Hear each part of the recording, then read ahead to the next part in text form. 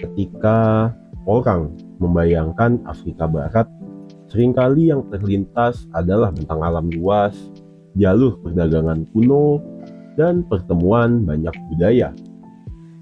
Di sanalah Senegal berdiri, sebuah negara di ujung barat Afrika yang selama berabad-abad menjadi pintu masuk, titik singgah, dan penghubung antara Afrika, Eropa, dan dunia Atlantik.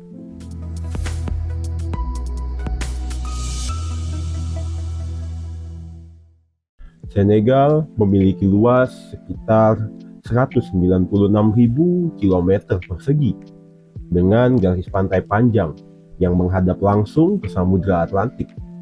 Secara geografis, Senegal berbatasan dengan Mauritania di utara, Mali di timur, Guinea dan Guinea-Bissau di selatan, serta mengelilingi negara kecil Gambia yang membelah wilayahnya di bagian tengah.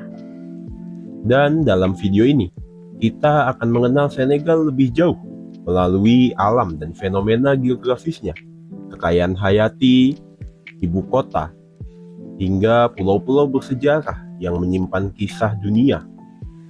Jadi, mari kita mulai perjalanan ini, pelan, menyeluruh, dan penuh cerita.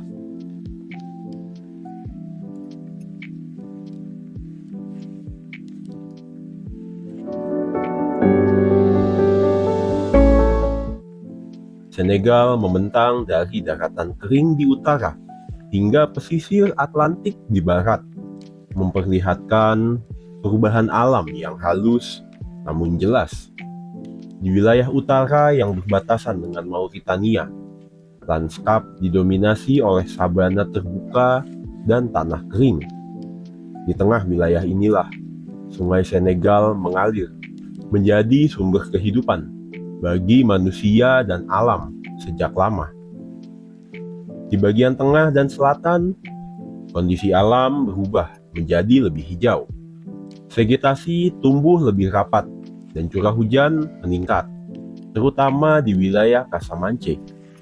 Perubahan ini menciptakan kontras alami dalam satu negara yang relatif tidak luas. Dan di pesisir barat, Senegal langsung bertemu dengan Samudra Atlantik. Pantai-pantai panjang, angin laut yang konstan, dan ombak yang aktif membentuk identitas maritim negara ini. Salah satu ikon alam unik di dekat pesisir adalah Danau Redba. Danau berwarna merah muda yang warnanya berubah mengikuti musim dan cahaya matahari. Lebih ke selatan, Delta Salou menghadirkan jaringan pulau kecil, kanal, dan hutan mangrove. Kawasan ini menjadi tempat bertemunya air tawar dan air laut. Alam Senegal tidak tampil berlebihan, tetapi bergerak seimbang, mengalir dari sungai, menyebar ke daratan, lalu bertemu di laut. Dari bentang inilah lahir kehidupan liar yang beragam, yang akan kita bahas pada segmen berikutnya.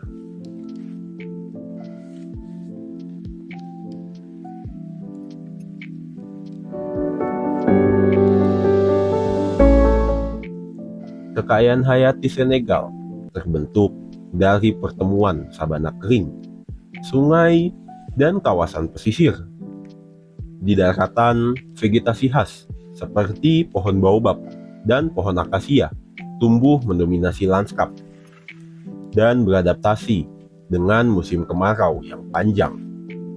Baobab menjadi ikon alam sekaligus penopang ekosistem, menyediakan air dan tempat hidup bagi banyak spesies. Adapun fauna darat Senegal mencakup antelop, babun, monyet patas, dan warthog yang hidup di kawasan sabana dan taman nasional. Sedangkan di wilayah sungai dan rawa terdapat buaya Nil dan kuda Nil. Sementara di kawasan mangrove menjadi tempat berkembang biak bagi ikan dan krustasea. Senegal juga dikenal sebagai salah satu surga burung di Afrika Barat. Negara ini berada di jalur migrasi penting, sehingga spesies seperti pelikan, flamingo, bangau, dan elang Afrika dapat ditemukan di danau, laguna, dan pesisir sepanjang tahun. Di perairan Atlantik, ekosistem laut menopang berbagai jenis ikan dan penyu laut yang sesekali mendarat di pantai.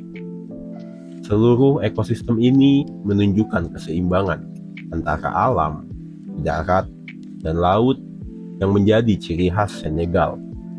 Dari sabana hingga pesisir, kehidupan di Senegal bergerak tenang namun berlapis, menjadi fondasi alam bagi kota-kota dan budaya yang tumbuh di atasnya.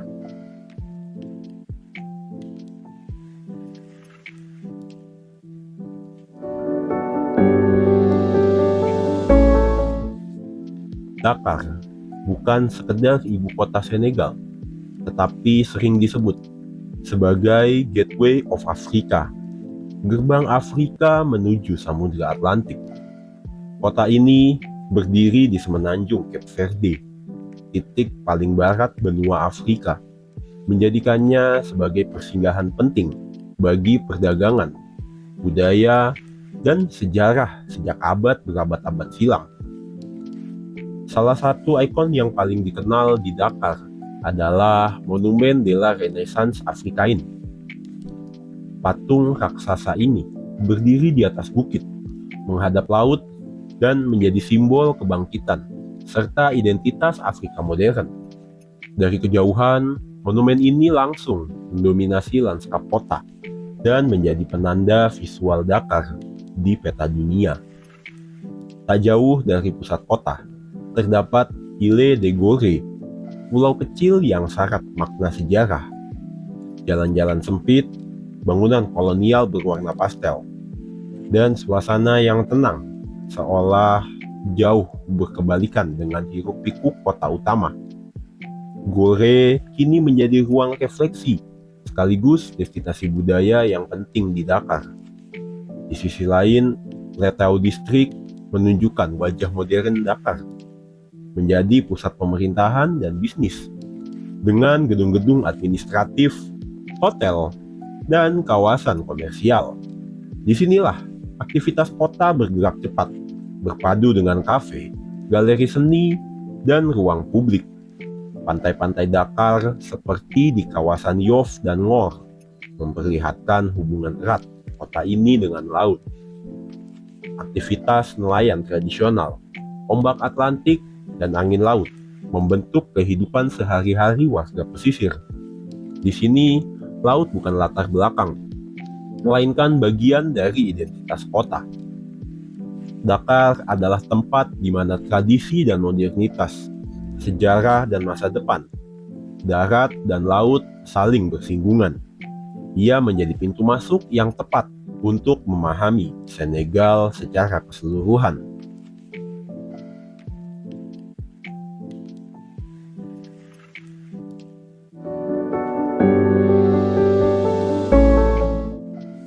Senegal memiliki 2 kawasan kepulauan yang diakui sebagai warisan dunia UNESCO, bukan karena ukurannya yang besar, tetapi karena makna sejarah dan hubungan manusia dengan alam yang begitu kuat.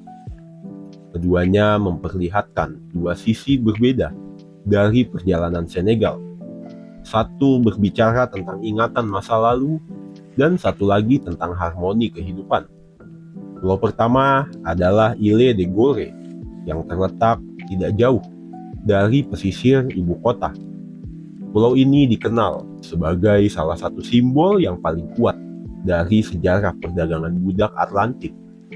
Bangunan kolonialnya yang masih berdiri, jalan-jalan batu yang sempit, dan suasana yang sunyi membuat Gorée terasa seperti ruang waktu yang terhenti.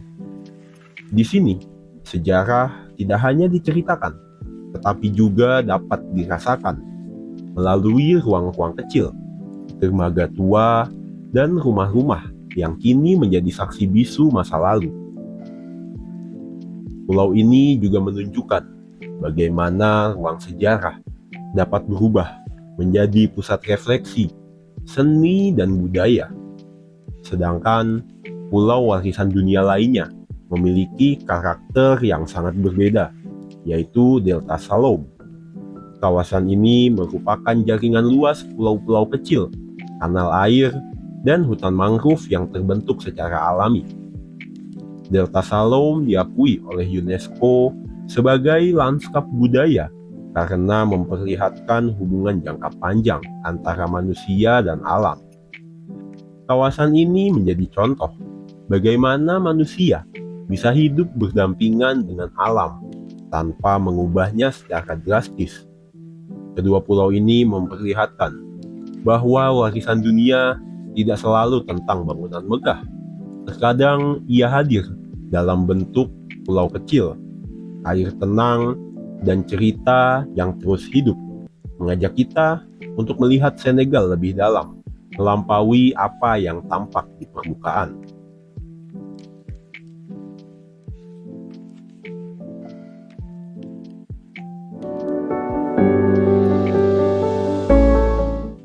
Pulau Fadiout dikenal sebagai Pulau Cangkang karena hampir seluruh permukaannya terbentuk dari tumpukan kulit kerang yang telah terkumpul selama ratusan tahun. Saat berjalan di pulau ini, suara kaki terasa berbeda, seolah mengingatkan bahwa tanah yang dipijak berasal laut. Rumah-rumah, halaman, hingga jalan kecil di Fadiout berdiri di atas lapisan sejarah alam dan aktivitas manusia yang menyatu.